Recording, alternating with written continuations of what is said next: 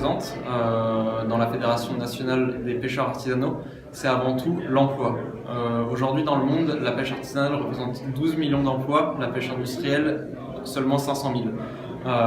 Donc nous, l'argument fort qu'on met en avant, c'est l'emploi à la fois local, non délocalisable, puisque la pêche artisanale utilise des techniques durables qui préservent la ressource, ce qui n'est pas le cas de la pêche industrielle qui utilise des techniques qui sont parfois dangereuses pour l'environnement. Je pense par exemple au chalut qui racle les fonds marins et qui ne préserve pas la biodiversité. Les subventions sont très inéquitablement réparties, notamment au niveau de l'Union européenne, puisque la pêche industrielle touche 187 fois plus de subventions par litre de carburant que la pêche artisanale, du fait de leur meilleure organisation qui en fait un lobby assez puissant vis-à-vis des instances européennes, ce que nous, avec notre décentralisation, nous ne pouvons pas faire. Et ce que nous trouvons, si on doit retenir une chose, c'est que la pêche artisanale est un fort pourvoyeur d'emplois local qui œuvre en faveur de la biodiversité et du développement durable. Alors la pêche industrielle, ce qu'on peut retenir, c'est que c'est un lobby puissant qui touche beaucoup de subventions européennes, un peu trop à nos yeux,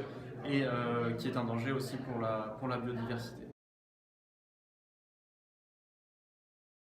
On a trois grands axes de négociation. On aimerait d'abord une mesure simple, c'est-à-dire la création d'un label de pêche artisanale.